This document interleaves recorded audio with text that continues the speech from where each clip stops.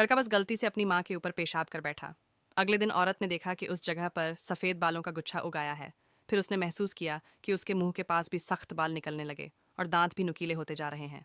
शुरुआत में सारा ने इसे नज़रअंदाज कर दिया, लेकिन एक दिन जब वह बेटे के साथ बाहर खेल रही थी तो अचानक कुत्तों का झुंड उसकी तरफ दौड़ा।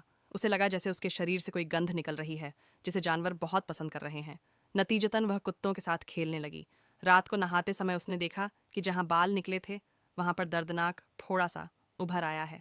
उसने सुई को आग पर गर्म करके उस फोड़े में चुभोया तो उसमें से सफ़ेद तरल निकलने लगा। फिर उसने हाथ डालकर उसमें से बहुत सारे बाल खींच निकाले। आने वाले दिनों में सारा अक्सर कुत्तों की आवाज़ें सुनती और उनके बुलावे पर बाहर चली जाती।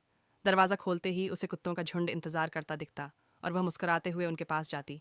लेकिन अचानक वही कुत्ते उस पर भौंकने और झपटने लगे। तभी वह जाग गई और समझी कि यह सब सपना था। उसने बेटे को सपने की बात बताई, लेकिन तभी बेटे के हाथ में कहीं से असली कुत्ते का हड्डी जैसा टुकड़ा आ गया। वह डर कर बाहर भागा तो सारा भी पीछे गई।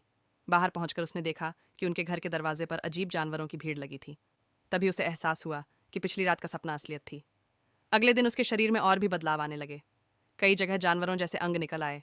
सारा सोचने लगी कि कहीं वह धीरे धीरे कुत्ता तो नहीं बन रही। आगे के दिनों में उसने इंसानी तौर तरीके छोड़कर सीधे हाथों से खाना शुरू कर दिया। उसका बेटा भी उसे देखकर वही करने लगा। सारा खाते खाते कुत्तों जैसी आवाज़ें निकालने लगी और पागलों की तरह व्यवहार करने लगी। लोग उसे देखकर दंग रह गए। रात को उसने फिर से कुत्तों की पुकार सुनी और बाहर दौड़ पड़ी। धीरे धीरे उसकी चाल कुत्तों जैसी हो गई और ज़मीन पर गंध सूंघते हुए वह पूरी तरह से एक असली कुत्ते में बदल गई।